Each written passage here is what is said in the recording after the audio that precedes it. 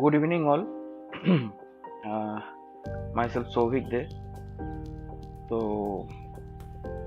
আজকের যে লাইভ সেশনটা সেটা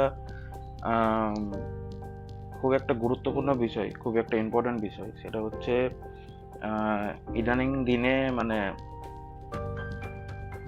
কোভিডের সাথে সাথে মিউকোরমাইকোসিস বা ব্ল্যাক ফাঙ্গাস নামক রোগটা যে খুব বাজেভাবে ছড়াচ্ছে বা মানুষের প্রতি এফেক্ট হচ্ছে, সেটার জন্যই আজকে এই লাইভটা, যাতে মানুষ সেই ব্ল্যাক ফাঙ্গাসের ব্যাপারে আরেকটু জানতে পারবে বা আরেকটু সচেতন হতে পারবে।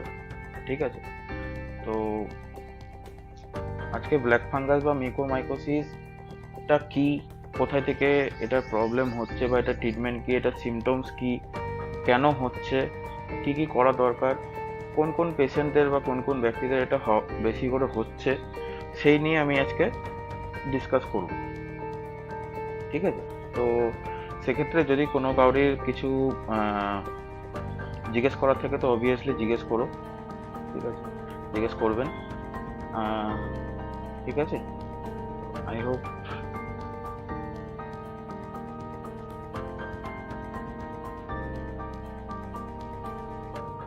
ওকে। তো নমস্কার সবাইকে। আজকে কোভিডের সাথে সাথে মিউকোরমাইকোসিস বা ব্ল্যাক ফাঙ্গাস যে রোগটা খুব বাজেভাবে হচ্ছে, সেটার জন্য মানুষ খুবই চিন্তিত। কারণ অ্যাকচুয়ালি মিউকোরমাইকোসিসটা কি বা কোথা থেকে এসছে, কেন এটাকে মিউকোরমাইকোসিস বলা হচ্ছে, রাইট? মিউকোরমাইকোসিস হচ্ছে এক ধরনের ফাঙ্গাস। যেমন কোভিড একটা ভাইরাস, ঠিক আছে, যেমন একটা ভাইরাস যেমন হয়, ব্যাকটেরিয়া যেমন হয়, সেরকম মিউকোরমাইকোসিস হচ্ছে একটা ফাঙ্গাস। ঠিক আছে, সেই ফাঙ্গাসটা আমাদের খুব নতুন, মানে এই মিউকোরমাইকোসিসটা খুব নতুন কিছু না। ঠিক আছে, এটা আমাদের আগে থেকেই পরিবেশে বা বাড়িতে বা এদিক ওদিক যেখানে এটা আগে থেকেই ছিল। তো আমাদের জন্য এটা খুব মানে ভয়ের কিছু না যে হ্যাঁ নতুনভাবে আবার কোভিডের মতো কোনো একটা ফাঙ্গাস বা ভাইরাস চলে এলো কিনা। তো সেটা আমাদের আগে থেকেই এটা আমরা জানি। তো অনেকে জিজ্ঞেস করছে যে এই ভাইরাসটা, এই ফাঙ্গাসটা আসছে কোথায় থেকে, কোথায় থেকে এর উৎপত্তি। ঠিক আছে, তো প্রথমেই বলি, এটা মাটি এবং বায়ু, সয়েল এবং এয়ার, এই দুটোতে বেশি দেখতে পাওয়া যায়। তাছাড়াও খুব মানে অপরিষ্কার জায়গা যেগুলো আছে, ওয়েট জায়গা যেগুলো আছে, সেই জায়গাগুলোতে খুব বেশি দেখতে পাওয়া যায়। ঠিক আছে, তো সেই জন্য প্রত্যেকটা মানুষকে বা প্রত্যেককে বলা উচিত যে এখন এই মুহূর্তে খুব পরিষ্কার পরিচ্ছন্নভাবে থাকুন, যাতে কোনো জায়গায় কোনো নোংরা না জমে। ঠিক আছে, বাড়ি পরিষ্কার পরিচ্ছন্ন রাখুন, কারণ বায়ু বা মাটিকে তো আপনি ঠিক করতে পারবেন না, তবে বাড়ির যে জিনিসগুলো সেগুলো ঠিক রেখে বাকি আপনি একটু সচেতন থাকতে পারবেন। সেকেন্ড, অনেকে আমাকে জিজ্ঞেস করছে বা এমনিতেও অনেকে জিজ্ঞেস করে যে ব্ল্যাক ফাঙ্গাস নামটা কেন হলো, তাহলে কি এই ফাঙ্গাসটা মানে কালো কালো কালারে দেখতে না কি কালারে দেখতে? তো এটা প্রথমে এটা বলি, ব্ল্যাক ফাঙ্গাস বা মিউকোরমাইকোসিস একটা কোনো ব্ল্যাক বা এর কালার কোনো ব্ল্যাকিশ না। এটা হচ্ছে সাদা একটা ফাঙ্গাস, পুরো হোয়াইট যেটা হয়, সেটা যখন এক সেকেন্ড,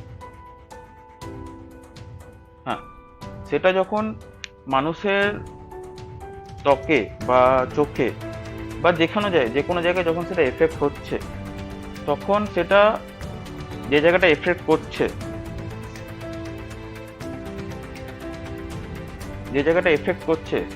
এফেক্ট করার পরে সেই জায়গাটা আস্তে আস্তে আস্তে আস্তে ক্ষত হয়ে যাচ্ছে।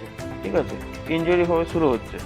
তো সেই জন্য সেই জায়গাটা যখন ক্ষত হচ্ছে, সেই জায়গাটা একটা আলাদা ধরনের কালার ধারণ করছে। আলাদা ধরনের কালার কি, সেটা ব্ল্যাকিশ, মানে পুরো ব্ল্যাক ব্ল্যাক ব্ল্যাক ব্ল্যাক ছোপ হয়ে যাচ্ছে। তো সেই জন্য সেই জায়গাটা ব্ল্যাক হয়ে যাওয়ার কারণে বৈজ্ঞানিকরা সেটাকে বলছে যে ব্ল্যাক ফাঙ্গাস। তবে সেটা কালার একদমই ব্ল্যাক নয়, সেটা একদম হোয়াইট। ঠিক আছে, তো এটা ব্ল্যাক হওয়ার কারণে, মানে আফটার এফেক্ট করার পরে ব্ল্যাক হওয়ার কারণে এটার নাম ব্ল্যাক ফাঙ্গাস দেওয়া হয়েছে। তো পরবর্তী কোশ্চেনে আসি যে কারা কারা এটার প্রতি মানে বেশি রিস্কে আছে বা কাদের এই ধরনের ফাঙ্গাস এফেক্ট করতে পারে। ঠিক আছে, তো প্রথমে বলি যারা এইচআইভি, এইডস,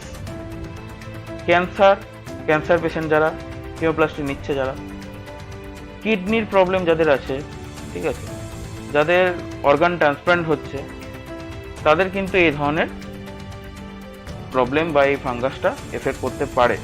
কিন্তু এখানে একটা খুব বড় একটা পয়েন্ট আছে, কিন্তু 95% কেসে দেখা যাচ্ছে যে যারা ব্ল্যাক ফাঙ্গাসে এফেক্টেড হয়ে ভর্তি হচ্ছেন, তাদের 95% কেসে দেখা যাচ্ছে যে তারা ডায়াবেটিক, তাদের আনকন্ট্রোল সুগার, ঠিক আছে, অনেক দিন ধরে সুগার আছে কিন্তু সুগার চেক করছেন না, বা সুগারের মেডিসিন নিচ্ছেন না, বা খাওয়া দাওয়াটা ঠিকঠাক হচ্ছে না। তো 95% কেসে এই ধরনের প্রবলেমটা দেখা যাচ্ছে। এবং সেকেন্ড হচ্ছে যারা অত্যাধিক পরিমাণে স্টেরয়েড নিচ্ছে, স্টেরয়েড ওষুধ যারা নিচ্ছে অত্যাধিক পরিমাণে, তাদের এইটা খুব বেশি দেখা যাচ্ছে। তো আবার আমি রিপিট করি, কাদের কাদের রিস্ক আছে, যেমন এইচআইভি এইডস পেশেন্টদের আছে, তারপরে যারা ক্যান্সার পেশেন্ট কেমোপ্লাস্টি নিচ্ছে তাদের হচ্ছে, যাদের কিডনি প্রবলেম আছে, ঠিক আছে, আর যারা হচ্ছে অর্গান ট্রান্সপ্লান্ট হয়েছে, এরা হাই রিস্কে আছে। কিন্তু বারবার জোর করে এটাই বলছি, কিন্তু যাদের ডায়াবেটিক্স আছে, যাদের আনকন্ট্রোল সুগার আছে, তাদের এবং যারা স্টেরয়েড খুব বেশি করে নিচ্ছে, তাদের কিন্তু খুব হাই চান্স, খুবই মানে হাই চান্স, খুবই মানে হাই চান্স। এটা মানে আমি একটা কথা এখানে বলতে পারি, যদি কারোর ব্লাড সুগার লেভেল একদম নর্মাল থাকে, ঠিক আছে, তার মানে সে মনে করতে পারে যে হ্যাঁ, আমাকে ব্ল্যাক ফাঙ্গাস থেকে আমি অনেকটা সুস্থ আছি, মানে আমাকে অতটা এফেক্ট করতে পারবে না, এটুকু আমি বলতে পারি। তো বুঝতেই পারছেন যে সেখানে ডায়াবেটিক্সটা কতটা একটা বড় জায়গা জুড়ে ঘিরে রেখেছে। তো সবাইকে অনুরোধ করব, যারা দেখছেন বা যাদের বাড়িতে এরকম পেশেন্ট আছে ডায়াবেটিক্সের, অতি অবশ্যই ডক্টরের সাথে কনসাল্ট করুন। জাঙ্ক ফুড একটু কম খাওয়া করুন, যাতে সুগারটা খুব বেশি করে না হয়, ঠিক আছে। তো সেই জন্য সবাইকে রিকোয়েস্ট করবো, যাতে ডায়াবেটিক্স, যা সুগার পেশেন্ট, যারা স্টেরয়েড খুব বেশি করে নিচ্ছে, তারা যাতে একটু সতর্ক বজায় রাখুন, ঠিক আছে। এর পরের কোশ্চেনে আসছি আমি। অনেকে জিজ্ঞেস করছেন যে, এটা স্বাভাবিক, এটা আমিও যখন প্রথমে ব্ল্যাক ফাঙ্গাসের ব্যাপারটা যখন শুনলাম, তখন আমারও একটু মাথায় চিন্তা হয়েছিল যে আচ্ছা, ব্ল্যাক ফাঙ্গাস তো হচ্ছে বুঝলাম, কিন্তু আমরা বুঝবো কিভাবে বুঝবো যে ব্ল্যাক ফাঙ্গাসটা হচ্ছে, এবং কি কি মানে শরীরে কি কি এমন জিনিস দেখলে যেটা বুঝতে পারবো যে হ্যাঁ, ব্ল্যাক ফাঙ্গাসের দিকে এগোচ্ছি বা মাইক্রোমাইকোসিসের দিকে আমরা এগোচ্ছি, বা সেটার জন্য সংক্রমিত হতে পারি। তো প্রথমেই আসি, প্রথম যেটা হচ্ছে ইউনিলেটারাল হেডেক। মানে কি, এটা আমাদের মুখ, ঠিক আছে, মুখের এক পাশটা এই সাইডটা বা এই সাইডটা যে কোনো দিকে প্রচন্ড পরিমাণে হেডেক হতে পারে, হেডেক। সেকেন্ড হচ্ছে ইউনিল্যাটারাল পেন, মানে যে কোনো এক পাশ, এদিকটা লেফট বা রাইট, যে কোনো একটা খুব ব্যথা হবে, ব্যথা মানে অসহ্য ব্যথা করবে। প্রথমে হয়তো খুব কম হবে, কিন্তু ধীরে ধীরে সেটা বাড়তে থাকবে। থার্ড পয়েন্টে আসি। থার্ড পয়েন্টটা হচ্ছে যে, দেখবেন আমরা অনেক সময় মানে ডাক্তারবাবু কোথাও যদি কিছু দাঁত তোলার থাকে বা কিছু থাকে, আমাদের একটা অ্যানাস্থেসিক দিলে, যাতে সেই জায়গাটা অবশ হয়ে যায়।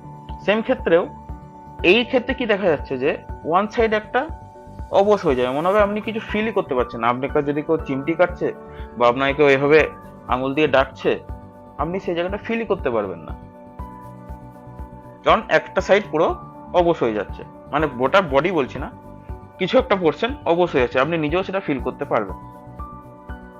ফোর্থ পয়েন্টে আসি। ফোর্থ পয়েন্ট হচ্ছে দাঁতে ব্যথা হতে শুরু করবে, যে কোনো জায়গায় ব্যথা হতে শুরু করবে, এবং দাঁতের মধ্যে যে মানে ফাঁক থাকে, সে ফাঁকটা আস্তে আস্তে বাড়তে থাকবে, মানে দাঁতগুলো পড়ে যাওয়ার সম্ভাবনা খুব বেশি থাকবে, সেক্ষেত্রে এটা দেখা যায়। ফিফথ হচ্ছে স্টাফি নোজ। স্টাফি নোজটা কি, মানে আপনি যখন শ্বাস নিচ্ছেন, ঠিক আছে, তখন সেই শ্বাস নিতে গিয়ে অনেকের কিন্তু প্রবলেম হবে। এবার বলবেন যে না, অনেকের তো শ্বাস নিতে এমনিতেও প্রবলেম হয় যার ইনহেলার নেই, ঠিক আছে।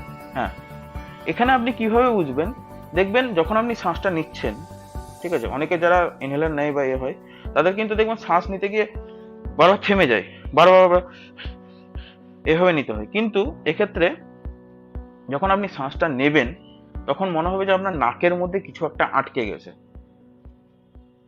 মানে একটা জলের নলে যদি কোনো একটা অবজেক্ট আটকে দেওয়া হয়, যদি জলটাকে প্রেসার দেওয়া হয়, তাতে কিন্তু সে আসতে চায় না, খুব হালকা একটা বেরিয়ে আসে। সেরকম নাকের ক্ষেত্রে মনে হবে কিছু একটা আটকে গেছে, শ্বাসটা নিতে অসুবিধা হচ্ছে। সেম ভাবেই দেখবেন নাকের আশেপাশে, এই মাস্কটা খুলি তাহলে বুঝতে পারবেন, নাকের আশেপাশে কালো কালো কালো কালো, এই আশেপাশে কালো কালো কালো কালো ছাপ পড়তে থাকবে, সেক্ষেত্রে কিন্তু বুঝতে পারবেন। তারপরে নাক থেকে সিক্স পয়েন্ট যেটা আসি, সেটা হচ্ছে নাক থেকে রক্ত বেরোবে, চাপা রক্ত যেটাকে বলা হয়, মানে খুব গাঢ় একটা কালচে টাইপের, ব্রাউনিশ টাইপের। অনেক সময় দেখবেন হতে থাকে যদি কারোর মানে পুঁজ হয় বা ফোড়া হয়, সেক্ষেত্রে দেখবেন একটা কালচে কালচে ধরনের একটা রক্ত বেরোয়। সেম জিনিসটাই নাকের কিন্তু আশেপাশে বেরোতে দেখবেন, সেক্ষেত্রে কিন্তু আপনি সচেতন হয়ে যাবেন। 7 পয়েন্টে যেটা আসবো সেটা হচ্ছে মুখ, ফেস ফুলে যাবে, মানে আস্তে আস্তে আস্তে মুখটা ফুলতে থাকবে। এবার অনেকেই বলে যে, অনেকে জিজ্ঞেস করেন যে ডাক্তারবাবু তাহলে ঘুম থেকে ওঠার পরে তো ওটা ফুলে যায়, সেটা আলাদা কারণ। ঘুম থেকে ওঠার পরে মুখ চোখ ফুলে থাকে, সেটা আলাদা কারণে, কিন্তু এক্ষেত্রে কিন্তু আপনার অনবরত কিন্তু ফেসটা আস্তে আস্তে আস্তে আস্তে ফুলে যেতে থাকবে, সেক্ষেত্রে কিন্তু এটা হাই চান্স আছে। এবার আসি খুব ইম্পর্টেন্ট একটা জিনিসে, সেটা হচ্ছে এগুলো তো হলো মুখে হলো, নাকে হলো, মাথায় হেডেক হলো, এবার চোখে কি এফেক্ট করতে পারে, সবচেয়ে ভাইটাল, চোখে কি কি হতে পারে। কারণ চোখ না থাকলে খুবই কষ্ট বাঁচার জন্য। তো প্রথমে আছে যে চোখ কিন্তু ফুলে যাবে। এই চোখের যে লিডস গুলো দেখছেন, চোখের এই যে আমি যদি চোখ বন্ধ করি, চোখের লিডস গুলো দেখছেন, এটা আপার লিড, এটা লোয়ার লিড, এই লিড গুলো আস্তে আস্তে আস্তে আস্তে ফুলে যেতে থাকবে। তারপরে টোসিস, টোসিস হবে। টোসিস মানে কি, টোসিস মানে হচ্ছে দেখবেন অনেক সময় লক্ষ্য করবেন যে অনেক পেশেন্টদেরকে দেখবেন বা চোখের কোনোদিন দেখে হবেন, যদি দেখবেন একটা চোখ নর্মাল থাকে আর একটা চোখের পাতাটা এভাবে নেমে যায়, এভাবে নেমে যায়, কিন্তু চোখটা বন্ধ হয় না, চোখটা নেমে যায়। এক্ষেত্রে সেটাকে টোসিস বলা হয়, টোসিস দেখা যেতে পারে। তাহলে বোঝা গেল টোসিসটা কি। টোসিস এই ধরনের যদি পেশেন্টকে দেখেন, তাহলে কিন্তু তাদের হাই চান্স আছে। থার্ড হচ্ছে কি ডিপ্লোপিয়া। ডিপ্লোপিয়া মানে কি, ডিপ্লোপিয়া হতে পারে, ডিপ্লোপিয়া মানে হচ্ছে ডাবল ভিশন, মানে আপনি কোনো অবজেক্টকে দেখছেন বা কোনো একটা জিনিসকে দেখছেন, সেই জিনিসটাই আপনি দুটো দেখতে পারবেন।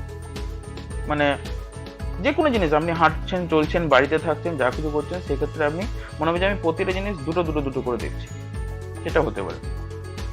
আরেকটা খুব সেকেন্ড পয়েন্ট, ফোর্থ পয়েন্ট যেটা আছি আমি, loss of vision, sudden loss of vision, মানে 2-3 দিনের মধ্যে চোখের ভিশন কিন্তু কমে যাবে। চোখের ভিশন কমে যাবে বলতে কি, মানে চোখের যে দেখার ক্ষমতা, আমরা যে দেখছি, সেই দেখার ক্ষমতাটা আস্তে আস্তে আস্তে আস্তে আস্তে আস্তে কমে যাবে। আস্তে আস্তে মানে এটা এই নয় যে 1 মাস 2 মাস ধরে কমবে, এটা কিন্তু 2-3 দিনের মধ্যে সাডেন ডিক্রিজ হয়ে যাবে। তো সেটার দিকে খুব ধ্যান রাখবেন। ফিফথ পয়েন্ট যেটা খুবই আরেকটা vital, abnormalities of eye movement. মানে কি, আমাদের চোখে 6টা মাসেল থাকে, ঠিক আছে, আমাদের চোখে 6টা মাসেল থাকে। আমরা যে এদিক তাকাচ্ছি, ওপরে তাকাচ্ছি, ডান দিকে তাকাচ্ছি, বাঁ দিকে তাকাচ্ছি, নিচে যে কোনো খুশি তাকাচ্ছি, চোখ কিন্তু ইজিলি মুভমেন্ট করে দিচ্ছে। আমরা যেদিকে দেখতে চাই সেদিকে কিন্তু চোখটা ঘোরালেই হয়ে যায়। তাহলে কি, চোখটা আমরা ইজিলি ঘোরাতে পারছি বা মুভমেন্ট করতে পারছি। কিন্তু এক্ষেত্রে আই মুভমেন্টটা কিন্তু করতে প্রবলেম হবে। হয়তো আপনি দেখতে যাচ্ছেন ডান দিকে, হয়তো ডান দিকে চোখটা ভালো করে ঘুরছে না, বা আপনি নিচে কিছু একটা পড়তে চাইছেন এইভাবে, সেটা হয়তো আপনি নিচের দিকে ভালো করে দেখতে পাচ্ছেন না, বা হোয়াট এভার, যা কিছু হতে পারে, যে কোনো একটা বলে না, আপনার আই মুভমেন্টস গুলো সেটা কিন্তু আস্তে আস্তে আস্তে আস্তে কমতে থাকবে। এবার এগুলো হওয়ার পরে এটা কিন্তু ডাইরেক্ট অ্যাটাক করে কোথায়? ব্রেনে। Neurological symptoms. একবার এটা জিনিস মনে রাখবেন, যদি ব্রেনে এই ফাঙ্গাসটা বা এটা যদি এফেক্ট করে গেল, তাহলে কিন্তু খুব প্রবলেম। তাহলে কিন্তু ধরে রাখবেন যে আর কিছু নেই, মানে পেশেন্টের মৃত্যুর চান্স অনেক হাই। ঠিক আছে, এবার পরবর্তীতে আসি আমি। তো অনেকে জিজ্ঞেস করছেন যে এরকম সিমটমস থাকলে কি করা উচিত, এরকম সিমটমস থাকলে কি করা দরকার বা কি করা উচিত সেই মুহূর্তে। তো সেটাতে আসি। প্রথমে first point, do not delay. Delay একদমই করবেন না, ডিলে একদমই করবেন না। যখনই মনে হচ্ছে যে এতগুলো সিমটমস যেগুলো আমি বললাম সেগুলোর মধ্যে যদি একটাও মনে হচ্ছে যে আপনার হচ্ছে, ইমিডিয়েট ডক্টর কনসালটেশনে যান। সেটা আপনি যেখানেই আছেন, যেখানে থাকুন, সঙ্গে সঙ্গে ডক্টর কনসালটেশনে যান।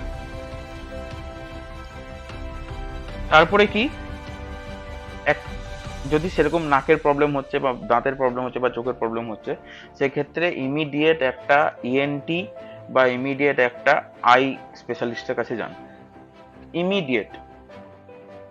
এবার অনেকে জিজ্ঞেস করছে তাহলে কি এদের কাছে গেলেই কি হয়ে যাবে প্রবলেম সলভ? হ্যাঁ, হয়তো প্রাইমারি স্টেজটা হয়ে যাবে যারা ক্লিনিকে দেখছেন বা যারা চেম্বারে দেখছেন, বাট ব্ল্যাক ফাঙ্গাস যদি সত্যি এফেক্ট করে যায় গোটা ফেসে বা চোখে বা নাকে, ঠিক আছে, তাহলে কিন্তু ছোট হসপিটালে বা ছোট ক্লিনিকে কোনোদিনও এটার ট্রিটমেন্ট সম্ভব না। কেন? কারণ এই ব্ল্যাক ফাঙ্গাস ট্রিটমেন্ট করতে একটা আই স্পেশালিস্ট, একটা ইএনটি স্পেশালিস্ট, একটা প্যাথোলজিস্ট, একটা মাইক্রোবায়োলজিস্ট, একটা নিউরোলজিস্ট, টোটাল একটা টিম দরকার হয়। সেই টিমটা যদি না থাকে কোনো হসপিটালে বা কোনো চেম্বারে, সেক্ষেত্রে কিন্তু এটা চেক করা মানে ট্রিটমেন্ট দেওয়া সম্ভব নয়। তার জন্যই আমরা প্রত্যেকটা পেশেন্টকে সাজেস্ট করব, যদি সেরকম কোনো সিমটমস বা সেরকম যদি মনে হচ্ছে যে ব্ল্যাক ফাঙ্গাস ধরা পড়েছে, ইমিডিয়েট বড় হসপিটালের সঙ্গে যোগাযোগ করুন, ইমিডিয়েট। তারপরে আরেকটা নেক্সট কোশ্চেনে আসি যে তাহলে কি কি টেস্ট করতে হয় হসপিটালে গেলে, কি কি টেস্ট করতে হয়? তাহলে তো অনেকে ভাববে যে তাহলে কি এমন টেস্ট করলে যে সেটাও আমরা জানতে পারবো, বা কি এমন টেস্ট করলে বোঝা যাবে। সেটা হচ্ছে, ফার্স্ট টেস্ট যেটা হবে আপনার হসপিটালে যদি যান, সেক্ষেত্রে হবে কি, নেজাল এন্ডোস্কোপি হবে। নেজাল এন্ডোস্কোপিটা কি, নাকের দিয়ে একটা পাইপ, ধরুন এটা একটা পাইপ, সেই পাইপটা নাকের মধ্যে দিয়ে বা মুখের মধ্যে দিয়ে ঢোকানো হবে। এখানে একটা ক্যামেরা লাগানো থাকবে, সেটাতে দেখা হবে যে আপনার কি কি আছে, নাকের মধ্যে কি হয়ে আছে, কি অ্যাবনর্মালিটিস হয়েছে, সেটা দেখা হবে। সেই এন্ডোস্কোপিটা করার পর একটা বায়োপসি করা হবে। যদি ডাক্তারবাবুরা দেখেন যে ভেতরে কোনো কালো কালো স্পট আছে, সেই কালো স্পট থেকে একটা ছোট্ট কালো টুকরো কেটে নিয়ে বায়োপসি করবে। দেন কি করা হবে, একটা এমআরআই করা হবে। তাহলে তিনটে টেস্ট করা হচ্ছে, এক হচ্ছে নেজাল এন্ডোস্কোপি, সেকেন্ড হচ্ছে বায়োপসি, থার্ড হচ্ছে আপনার এমআরআই করাতে হবে। ঠিক আছে, তাহলে সবকিছু জানা হলো। তাহলে এরপরে ট্রিটমেন্টটা কি, অনেকে জিজ্ঞেস করছে তাহলে এর ট্রিটমেন্ট কি। তো প্রথমেই আসি, আমি আপনাদের আগেও বললাম যে এটার বাঁচার রেট 50-50, মানে 50% মর্টালিটি। যদি কোনো পেশেন্টের হয়ে থাকে তাহলে তার বাঁচার সম্ভাবনা 50%, 50% তার মৃত্যুর সম্ভাবনা। এটা খুব বাস্তব, আমি কোনো কাউকে মানে ভয় খাওয়াচ্ছি না বা কিচ্ছু না, একদমই সেটা ভয় পাবেন না, কিন্তু যেটা বাস্তব সেটাই আমি মানুষের কাছে তুলে ধরছি, যাতে মানুষ সেটা নিয়ে সচেতন হতে পারেন। আমি কেউ একদমই ভাববেন না যে আমি হ্যাঁ ভয় খাওয়াচ্ছি বা সেরকম কিচ্ছু না। যেটা ডক্টরসরা বলছেন বা যেটা আমরা ফিল করছি, সেটাই আপনাদের সাথে আমরা তুলে ধরছি, যাতে আপনারা সচেতন হতে পারেন ব্যাপারটা নিয়ে। সেকেন্ড হচ্ছে কি, সুগার কন্ট্রোলে রাখতে হবে। এটা মানে একদম দাঁত চেপে মানে যেমন করে হোক আপনারা মনের মধ্যে গেঁথে নেন যে যাদের ডায়াবেটিক্স আছে তাদের সুগার কন্ট্রোল করতে হবেই। পারলে প্রত্যেক সপ্তাহে বা প্রত্যেক 3 দিন অন্তর অন্তর বাড়িতেই একবার করে সুগার চেক করুন, ঠিক আছে? তো সুগারে র্যান্ডামলি যদি আপনি চেক করেন 160 বা 180 নিচে যদি র্যান্ডামলি থাকে তাহলে ঠিক আছে। ফাস্টিং এর ক্ষেত্রে 120 নিচে থাকলে ঠিক আছে, তাহলে না হলে কিন্তু প্রবলেম হবে। সেকেন্ড হচ্ছে কি, থার্ড হচ্ছে স্টেরয়েড নেওয়াটা বন্ধ করতে হবে। হ্যাঁ, স্টেরয়েড যদি কাউরি চলছে, হঠাৎ করে যদি কেউ বন্ধ করতে পারে না, সেটা না। স্টেরয়েড বন্ধ করতে হবে উইথ ডক্টর কনসালটেশন, প্রপার ওয়েতে আপনি স্টেরয়েডটা আস্তে আস্তে আস্তে আস্তে কমান, যাতে ইমিউনিটি পাওয়ারটা বাড়তে থাকে। কারণ স্টেরয়েডে ইমিউনিটি পাওয়ার বহুত লো হয়ে যায়, সেক্ষেত্রে with proper consultation with doctor তারপরে আপনি স্টেরয়েড নেওয়াটা আস্তে আস্তে আস্তে কমান, সেক্ষেত্রে কিন্তু একটু ভালো হবে। ফোর্থ হচ্ছে একটা ইনজেকশন ইউজ করা হচ্ছে যাদের ব্ল্যাক ফাঙ্গাস হচ্ছে, ঠিক আছে? এটা এখনো অনেক পেশেন্টদেরকে ইউজ করা হলো, তারা খুব ভালো রেজাল্ট হচ্ছে। সেটা হচ্ছে এমফোরসিলিজেন বি ইনজেকশনটা ইউজ করা কিন্তু হচ্ছে, যেটা কিন্তু খুব ভালো একটা রেজাল্ট। এবং খুব বাড়াবাড়ি কেস থাকলে সেক্ষেত্রে কিন্তু সার্জারি করা হচ্ছে। সার্জারি এইগুলো হচ্ছে কিছু ট্রিটমেন্ট, সেই ট্রিটমেন্টগুলো আপনাদের সামনে আমি বললাম, ঠিক আছে? কিন্তু খুব মেনলি বারবার বলছি একই কথা, যে সুগার কন্ট্রোল এবং স্টেরয়েডটা যেটা আছে সেটা কিন্তু একটু কমভাবে ইউজ করুন, ঠিক আছে? তারপর অনেকে জিজ্ঞেস করছে, কারণ যেহেতু কোভিড থেকে আমরা লড়াই করছি অনবরত, ঠিক আছে, সেহেতু অনেক পেশেন্টরা বা অনেক মানুষেরা জিজ্ঞেস করছে যে কি স্যার এটা কি ছোঁয়াচে রোগ? মানে কোভিড যেরকম সোশ্যাল ডিস্টেন্সিং মেনটেন করা হচ্ছে বা ডিস্টেন্সিং মেনটেন করা হচ্ছে, মুখে মাস্ক পরা হচ্ছে, কেন কি এটা ছোঁয়াচে রোগ? তাহলে তার মানে কি এটাও কি ছোঁয়াচে রোগ? না, এটা ছোঁয়াচে রোগ একদমই না, ঠিক আছে? তারপরে আরেকটা খুব ইনফরমেটিভ যেটা আছে, যে ফার্স্ট ওয়েভ যখন করোনা চলছিল তখন কিন্তু এই ফাঙ্গাসের কোনো দেখা মেলেনি, তাহলে সেকেন্ড ওয়েভে এতটা কিভাবে দেখা যাচ্ছে, এতটা কেন দেখা যাচ্ছে? তো এটার পেছনে দুটো রিজন এখনো পর্যন্ত সায়েন্টিস্টরা তুলে ধরেছে, সেটা হচ্ছে সায়েন্টিস্ট বা ডাক্তাররা তুলে ধরেছেন। সেটা হচ্ছে ফার্স্ট ওয়েভে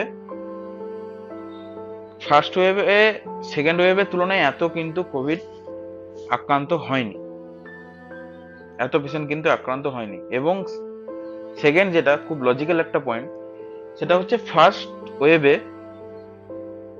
এতটা পরিমাণে কিন্তু স্টেরয়েড ইউজ করা হয়নি প্রত্যেকটা কোভিড পেশেন্টকে, কিন্তু সেকেন্ড ওয়েভে সেই পরিমাণে প্রত্যেকটা পেশেন্টকে কিন্তু স্টেরয়েড ইউজ করা হচ্ছে।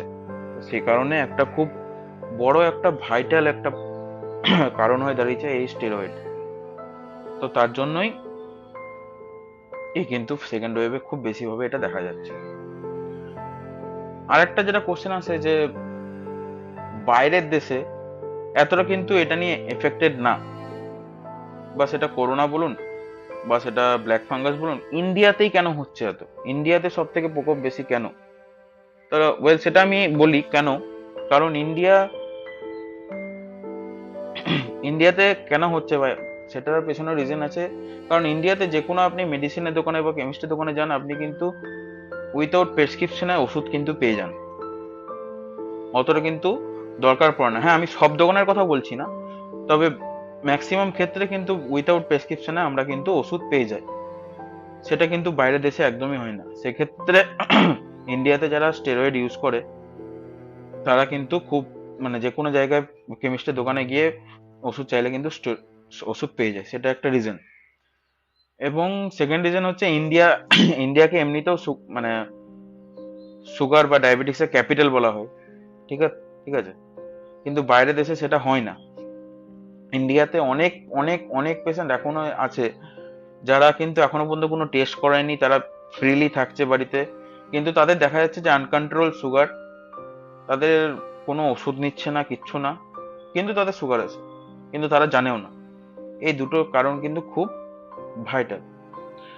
আরেকটা কোশ্চেন যেটা হয় সেটা হচ্ছে যে জিজ্ঞেস করছে যে কোন বয়সী পেশেন্ট বা কোন বয়সী মানুষদেরকে এই ফাঙ্গাস এফেক্ট করতে পারে। ওয়েল, এটার স্পেসিফিক কোনো বয়স নেই, যে কোনো মানুষ, যে কোনো বাচ্চা থেকে শুরু করে বয়স্ক থেকে শুরু করে মিডিয়াম সবারই হতে পারে, কিন্তু 40+ অ্যাবাভ ডায়াবেটিক পেশেন্টদের হাই চান্স, খুবই হাই চান্স, 40+ ডায়াবেটিক্স পেশেন্টের ব্ল্যাক ফাঙ্গাস বা মিউকরমাইকোসিস হওয়ার খুব হাই চান্স।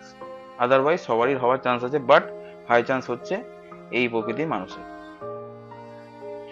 তাহলে অনেকে জিজ্ঞেস করছে তাহলে কি স্টেরয়েড নেওয়া বন্ধ করে দেবো? না, আগেও সেটা আমি বললাম যে সেলফ প্রেসক্রাইব করবেন না, উইথ প্রপার ডক্টর কনসালটেশন আপনি সেটা কথা বলুন, সেটা টাইম টু টাইম মেনটেন করে নিন। এবং থার্ড হচ্ছে কন্ট্রোল সুগার, সুগারটাকে কন্ট্রোল করতে হবে। তাহলে অনেকে জিজ্ঞেস করে যে আমার যেটা, আমাকে পার্সোনালি অনেকে সেটা জিজ্ঞেস করে বা অনেকে জিজ্ঞেস করে সেটা হচ্ছে তাহলে কোনো আগে থেকে প্রি ট্রিটমেন্ট নেওয়া কি দরকার?